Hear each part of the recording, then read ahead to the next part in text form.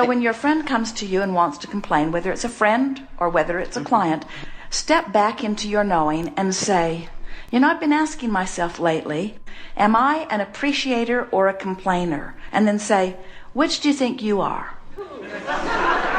And it was powerful. And right in the middle of their complaint, they'll say, well, I usually don't complain. And then say, oh, that's what I thought you would say, because you strike me as an appreciator.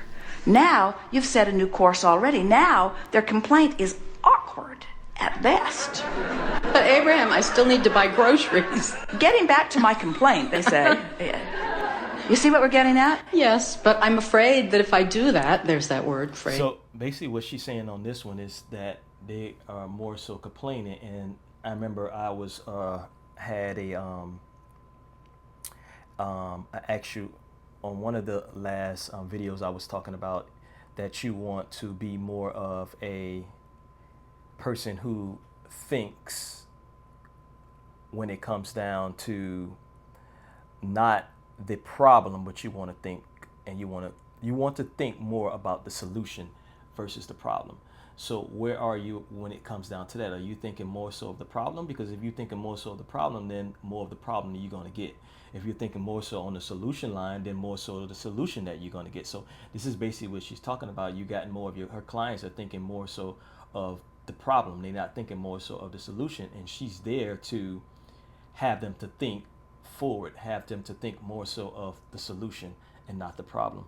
So this is basically what she means about this whole thing, about that you need to think more outside of the box, so to speak. Don't think the traditional way. Let's get you to think in the positive way. Think of more of the solution part. So yes. Anyway, that they won't want to come to me, and then...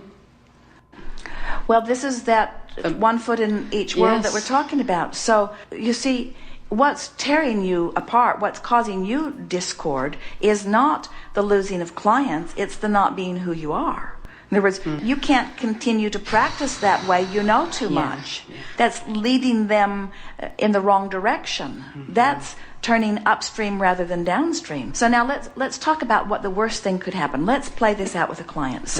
So you've listened briefly, and right away you realize they're beating the drum of what they don't want. And the good news is, you know that in that life that they've been living, they've put some good stuff in vibrational escrow, which you would like to turn and address, but they don't want to.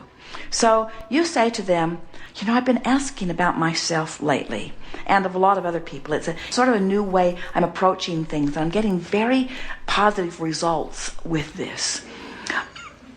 I ask myself, don't ask them, I ask myself, are you an appreciator or a complainer? Are you a lover or a hater? Are you optimistic or pessimistic? I've been asking myself, are you an uplifter or a downlifter? I'm asking myself, say to them many times, I'm asking myself. And then right in the middle of what you were just saying, it occurred to me, which do you think you are? Do you think you're an appreciator or a complainer? And they'll give you that look because you interrupted their complaint. So we're going to stop right there. So same thing I was saying earlier, are you an appreciator or you are a gratitator? And that's basically same thing, is that are you more focused on the problem or you are more focused on the solution?